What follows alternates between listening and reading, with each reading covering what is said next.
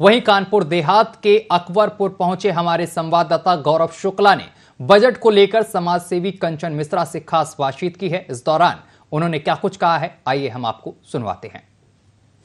केंद्रीय वित्त मंत्री निर्मला सीतारमण फरवरी के शुरुआती सप्ताह में अपना बजट पेश करने वाली हैं। आखिर बजट कैसा होगा, लोगों की क्या मांग है, हम इस समय बात करने के लिए कस्बा अकबरपुर पहुंचे हैं, जहां पर हमारे साथ बात करने के लिए कंचन मिश्रा मौजूद हैं। हम उनसे बात करेंगे कि आखिर बजट में वो क्या चाहती हैं, बजट किस तरह का होना चाहिए। मैडम, केंद्र सरकार जो है फरवरी के शुरुआती सप्ताह में अपना बजट पेश करने वाली है, बजट कैसा होना चाहिए, क्या कुछ मांग करती हैं आप?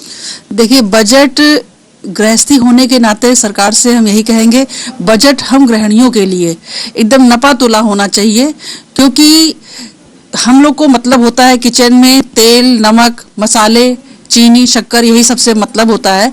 तो हम लोगों को ये चाहिए कि सरकार बहुत ही अच्छा एक बजट पेश करे कि हमारे साथ साथ, क्योंकि हम तो मिडिल क्लास फैमिली से हैं, क्योंकि हस्बैंड हमारे सरकारी नौकरी में भी हैं, लेकिन बहुत सारे ऐसे लोग हैं जो सड़क के किनारे रहते हैं, जिनके पास नौकरी नहीं है। तो हम उनके लिए भी चाहते हैं कि ऐसा बजट पेश हो कि उनको भी लाभ मिले और उनको इस सरकार की बजट से काफी राहत मिल जाए।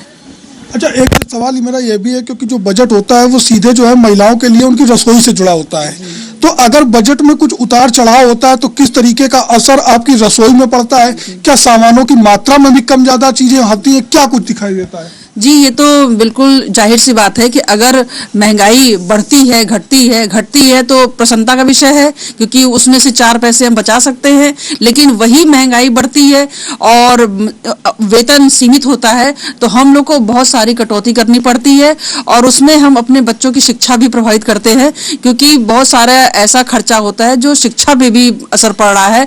अब जैसे कोई फॉर्म है, इतने महंगे महंगे फॉर्म होते हैं, और हम लोग को लगता है कि उसी सीमित तनख्वाह में घर खर्च भी चलाना है, बाहर भी देखना है, बच्चों के फॉर्म भी भरने हैं, फीस भी जमा करनी है, और उसी में तमाम बिल भी जमा करना है।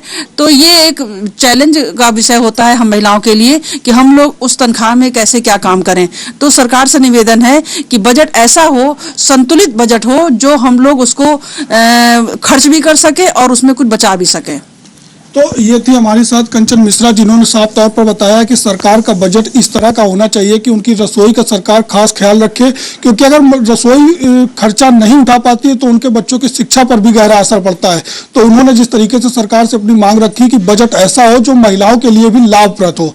कानपुर देहात से गौरव शुक्ला, न्यूज वॉच।